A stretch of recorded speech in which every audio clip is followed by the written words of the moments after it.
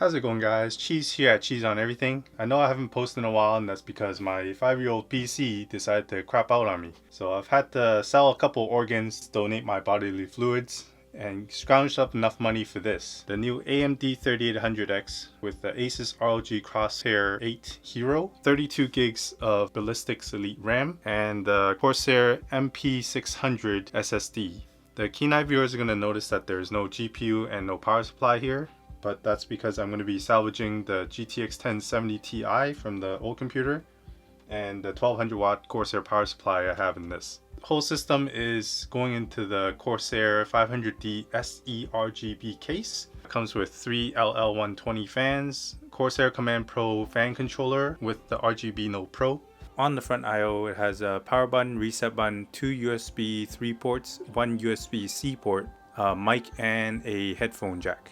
It's got a very nice brushed aluminum top finish, and it's got a lot of grommets and openings for proper cable management on the top, side, and the bottom of the motherboard. There are 7 slots inside for your video cards, a 120mm fan slot in the back, 2 fan slots for either 120 or 140mm fans, and enough space for a 240 or 280mm radiator. Now, the only minor gripe I have with this case is the fact that the hard drives, which are located in the back, doesn't really have much cooling because all the fans blow to the inside of the case. But I'm not going to be running any conventional hard drives or SSDs in the back anyways. So let's go ahead and put everything together. So this is the new Asus ROG Crosshair VIII Hero. And the reason why I chose this motherboard is because this motherboard has pretty much everything you need for the top of the line system. It's made for the AM4 socket for the 3rd gen Ryzen. It's got the X570 chipset, 4 DIMMs of DDR4 expandable to 128 gigs, 2 PCIe 4x16 slots for your video card, 8 USB 3.2 Gen 2 ports. It's also got 2 PCI 4 M.2 slots for your NVMe SSDs, and 8 SATA 6 gig ports. Let's open this up and see what it looks like. So straight away you can see the massive heat sinks on the VRM. There is a heat pipe inside that you can see. The huge I/O shroud with the Crosshair logo and the illuminated hero symbol here. A few more RGB lights here, and the metal shroud with a fan for the motherboard chipset. Very nice Supreme FX stacks for audio. Let's take this out and take a closer look. You got your CD drivers, a thank you note for purchasing the board, a nice coaster, a couple of stickers, the manual, 4 SATA cables, 2 of which has a 90-degree bend, which is nice for the hard drives. We got a couple more what looks like RGB cables and some pins for the front I/O. Now, with the Corsair MP600, this does come with a pretty thick and hefty heatsink. I would like to keep the chipset heatsink just to keep the look. So let's go ahead and try to remove this heatsink. There's 4 clips total here, 2 on each side, and we just gotta pry it a little bit to pop the top heatsink off. Be careful not to break it.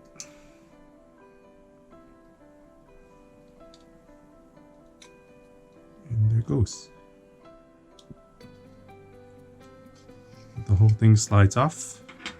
Heatsink is taped on, so you can use a little bit of force and remove it from the SSD. Just pop it in like so. By the way, these screws don't come out, so don't try to keep unscrewing it, or else you'll strip the threads on the inside. So SSD installed. We gotta put this cap back on for the fan. Putting in the SSD will probably be easier first before putting in the CPU, because then you would have more room to work with. Pop all these RAM slots open, and we'll be installing our Ballistics Elite 3600 CL16 RAM, which is the fastest RAM you can buy at the time of this recording. It's the 4x8 gig kit.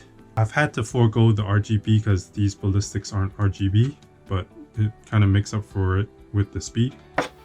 Be careful putting these in because the slots are a little bit tight.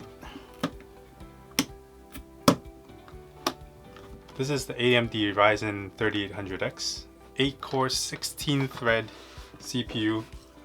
Has a base clock of 3.9 GHz, max boost of 4.5 GHz. This thing is a beast of a CPU. And of course it's got the RGB heatsink, which I am going to use. So it's really good to not use the stock thermal paste that they give you. I've gone ahead and bought the Arctic MX4. Take some rubbing alcohol and some napkins with a lot less fibers and wipe off the thermal paste. So make sure you match the corner, lock it down. Clip this side in first till you hear a click. This process is a little tough, so don't be afraid to use a little force. There it goes. And then this little clip that pops in. It really feels like you're gonna break it, but you just gotta persevere and use a lot of force. And there we go. CPU, RAM, and SSD installed. Now the CPU does come with two RGB cables. One is for USB and the other is for the RGB connector if you have that on your motherboard, which this does. Like so. So it looks like all the pegs are already set up. Makes it really easy to work with. So you just have to drop it right in. The bottom of the motherboard is a bit tight. The grommet's almost touching the USB 3 port, but everything fits pretty nicely. Now all we have to do is screw everything in. So before you install the video card, it will be a little easier to plug in all the peripherals on the motherboard because these wires kind of go underneath. So with all the USB cables plugged in, the majority of it anyways, let's put in the video card. Now one thing I've noticed is that the video card basically blocks the whole heatsink for the chipset, which is kind of a stupid design if you ask me.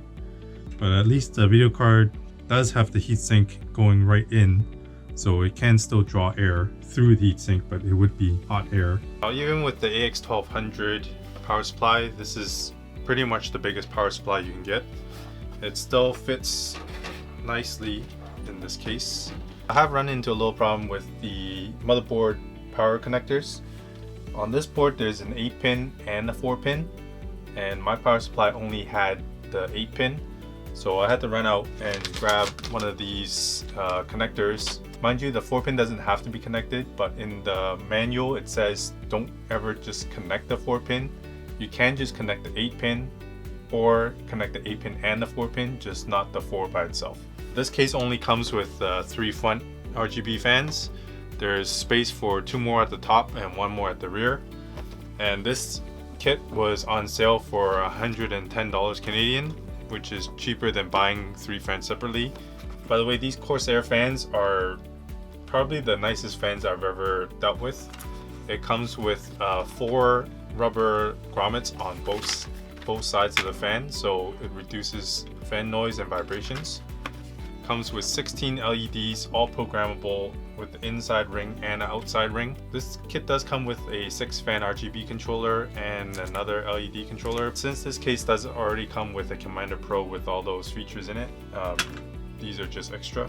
The other nice feature that this case has is the fact that the top fan mount comes off, so you can mount the fans on easier and then put it on later with 2 thumb screws. So after putting in the rear fan and the top fans, I've run into another problem, which is the RGB wire from the back fan doesn't reach all the way to the hub. So now I have to reposition the RGB hub probably to this spot next to the Commander Pro. And so I'm gonna have to rewire all this mess of cables. This is gonna be a common problem with all the cases nowadays because of all the RGB lights. There's just a mass amount of cables everywhere. This case has already been pretty good at organizing it, but I'm gonna see if I can do a better job at cleaning all this up. Okay, so some finishing touches. I got a couple of temperature sensors Hooked one up to the CPU and I hooked the second one to the RAM. Okay, so here is the finished product.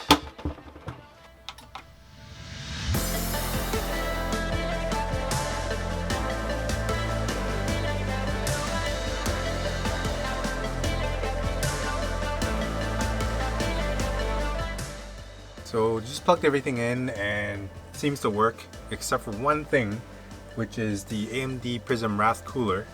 I use the RGB header, but it doesn't control the outside ring. As you can see, that outside ring has a mind of its own. The inside fan does work with the Asus ROG Sync. As you can see, it is flashing with my video card. Did some searching on this and found that the only way you can get the whole thing working, because there's supposed to be 3 zones of RGB, one for the AMD sign, one for the outside ring, and one for the fan. And the only way that you can get it to work is if you plug it in with the USB header. I don't know why they would advertise that this is a Asus compatible RGB, which it clearly isn't. So let's plug in the USB header for the RGB, which is a problem because that port's all the way at the bottom.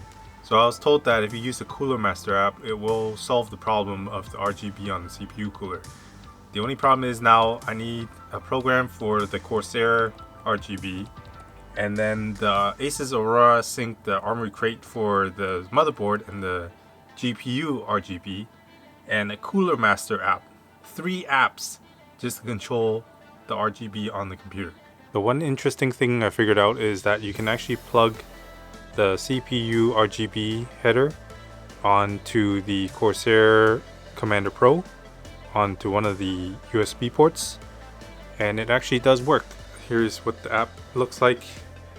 You can change the ring LED color, the fan LED color, and the logo color.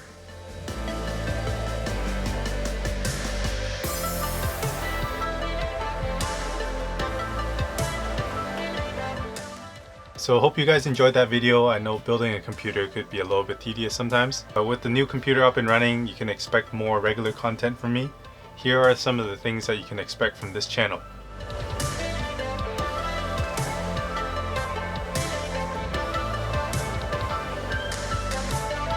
So please like and subscribe below, and I'll see you on the next one. Peace.